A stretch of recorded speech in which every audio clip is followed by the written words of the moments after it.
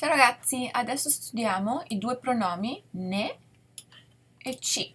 Ci e ne. These pronouns follow all the location rules as the other pronouns. They go in front of the verb or attached to the infinitive in a sentence with the infinitive, and the last E in the infinitive drops. And that's it. So when do we use ne? Ne replaces noun phrases when they mean of or about. Okay? The book talks about love. Il libro ne parla. Okay? Il libro ne parla. So, as you can see, there's one common thing here, which is the D, of. So you want to remember that ne is often with D. Then it replaces infinitive, D plus infinitive, following various expressions, but I've picked three that you are very familiar with. So, avere bisogno di, to need, avere paura di, to be afraid of, avere voglia di, to be in the mood for something. Please notice that this is from the verb volere, but this is the noun. So what conjugates here is avere. This tends to be a common mistake. So this will always stay voglia in this sentence, and it means to be in the mood for, as opposed to want, which is the verb volere. Voglio, vuoi, vuole, vogliamo, volete, vogliono. So there's usually a little mix up with this. So when you use these, di and what follows goes away. Per esempio, hai bisogno di un libro? Sì, ne ho bisogno. Hai paura dei ragni? Sì, ne ho paura. Hai voglia di una caramella? Sì, ne ho voglia. The trickiest one with ne is when it has to do with numbers or quantities. Okay, so options 1 and 2, there's no issues in the past or anything like that. Location is the usual, as I said. Here, it replaces nouns accompanied by a number or an expression of quantity, such as troppo, un litro, quanto. Well, that's usually in the question.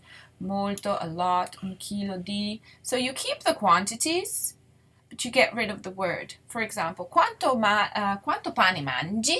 Ne mangio un chilo. Okay, so keep I eat a kilo of it. In English, you have no need to say of it. It's obvious you're talking about the bread, but we have to keep a little marker saying, yep, this is what I'm talking about. I'm talking about bread, which is what I'm counting. So when it has to do with numbers and quantities in general, you will use ne. Okay? Quindi, but then, even if the word's not there anymore, you still need to make an agreement when you have an adjective. For example, pasta. Quanta pasta mangi? Ne mangio molta. Ne mangio troppa.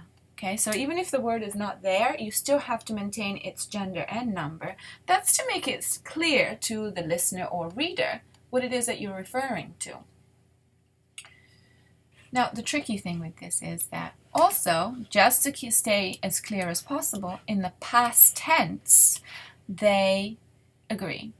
Okay, so if I say, quanta pasta hai mangiato ieri? Ne ho mangiata tanta. Quanta pasta hai mangiato ieri? Ne ho mangiata tanta. So, when ne means di, as in about, or with special expressions, there's no agreement. If it has to do with quantity, you have to make an agreement of the past participle, and obviously any adjective that refers to the quantity. So this is the trickiest thing with ne. Okay, is don't forget the agreement with the adjective when it has to do with numbers, and with the past participle when it's in the past and it refers to quantities. Together with ci, which I'm going to show you separately, ci and ne together are ce ne. Okay, ce ne. This is a set combination. You can't change it. You can't make it up. Okay, ce ne. So this was ne. I hope this was useful, and I hope you remember to use it. You learned ci very early in your Italian speaking career with c'è and ci sono. There is and there are. So here you go, you immediately had it. It has to do with locations, and for the most part, of course, there are always exceptions. So here, ci usually has to do with places, and places are normally connected to prepositions such as a, in, su, and da. Da when it means by somebody's place. So for example, tu vai al mercato? Sì, io ci vado. Do you go to the market? Yes, I go there. Okay, so when it replaces a place, you'll make sure that you put ci. Okay, location-wise, it's always same location in front of the verb or at the end if there's an infinitive.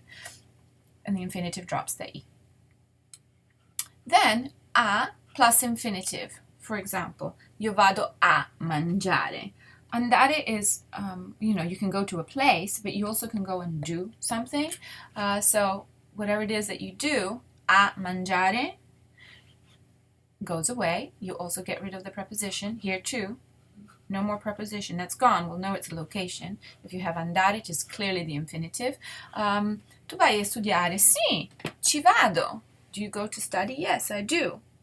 Go to study, to do that thing, okay? So a plus infinitive.